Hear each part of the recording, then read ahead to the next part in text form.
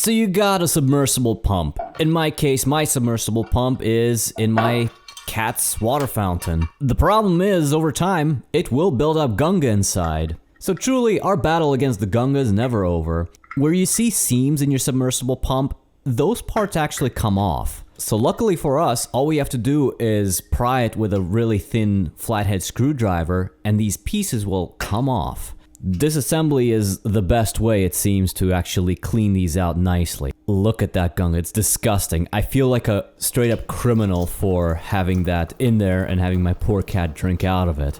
Truly, I didn't know. I'm a better person now. Anyways, this piece also comes off, and look at all that gunga. Disgusting.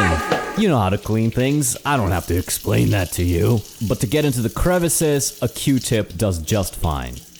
The gunga here isn't quite that big, so we won't need a helmet. The impeller is also something that's removable. It should technically just slide right out, and yeah, look at that gunga.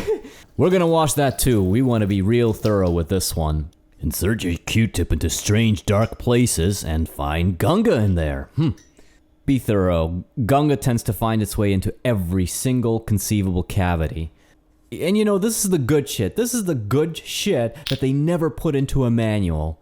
Nobody's manual ever said, oh yeah, by the way, you're poisoning your pet about 2 years down the line when the gunga builds up. Oh, too bad, I guess. But that's why I'm here. I'm your best ally in the fight against the gunga.